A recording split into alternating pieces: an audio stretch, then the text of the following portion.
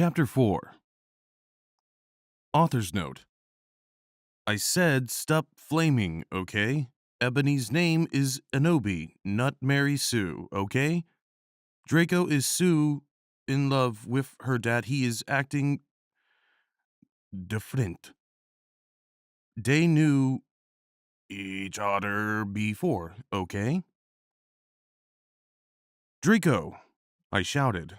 What the fuck do you think you are doing? Draco didn't answer, but he stopped the flying car and he walked out of it. I walked out of it too, curiously. What the fucking hell? I asked angrily. Ebony? He asked. What? I snapped. Draco leaned in extra close, and I looked into his gothic red eyes. He was wearing color contacts, which revealed so much depressing sorrow and evilness, and then suddenly, I didn't feel mad anymore. And then, suddenly, just as Draco kissed me passionately. Draco climbed on top of me, and we started to make out keenly against a tree. He took of my top, and I took of his clothes. I even took of my bra. Then he put his thingy into my you-know-what, and we did it for the first time. Oh, oh, oh, I screamed. I was beginning to get an orgasm. We started to kiss everywhere, and my pale body became all warm. And then... What the hell are you doing, you motherfuckers?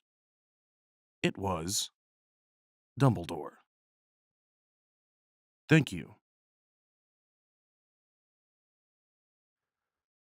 My Immortal, Chapter 5. Author's Note. Stop flaming. If you flam, it means you're a prep or a posra.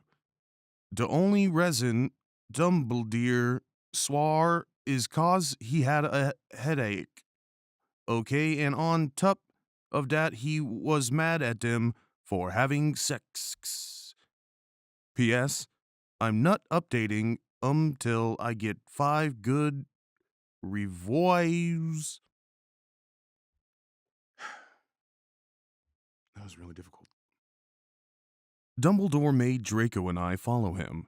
He kept shouting at us angrily. You ludicrous fools! He shouted.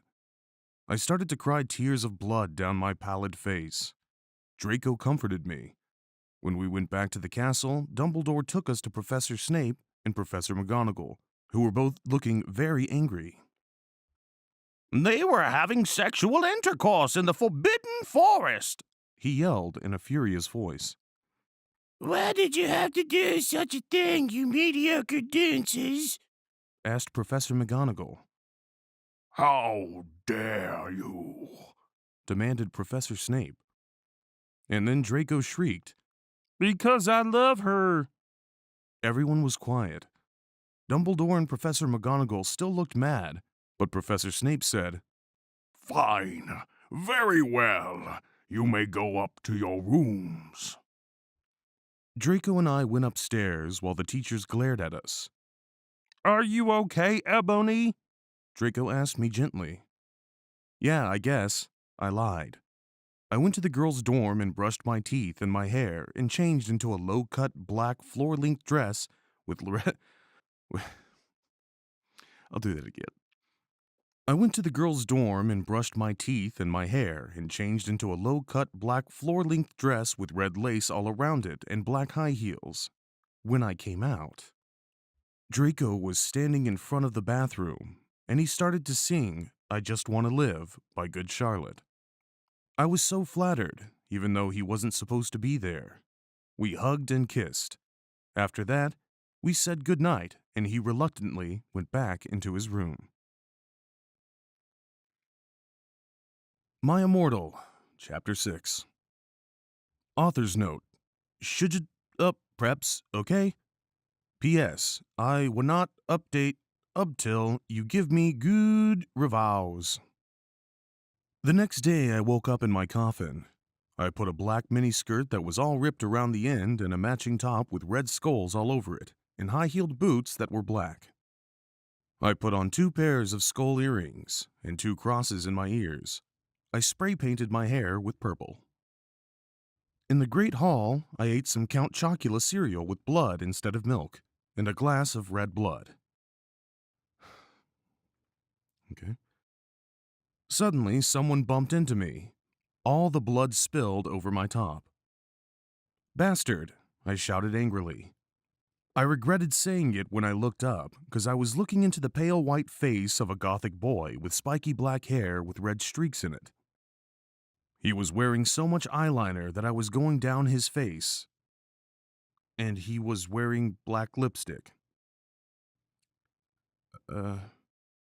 He was wearing so much eyeliner that I was going down his face, and he was wearing black lipstick. Huh. Okay. He didn't have glasses anymore, and now he was wearing red contact lenses, just like Draco's, and there was no scar on his forehead anymore. He had a manly stubble on his chin. He had a sexy English accent. He looked exactly like Joel Madden. He was so sexy that my body went all hot. Oh my god. He was so sexy that my body went all hot when I saw him, kind of like an erection, only I'm a girl, so I didn't get one, you sicko. I'm so sorry, he said in a shy voice. That's all right. What's your name? I questioned. My name's Harry Potter, although most people call me Vampire these days, he grumbled. Why? I exclaimed. Because I love the taste of human blood.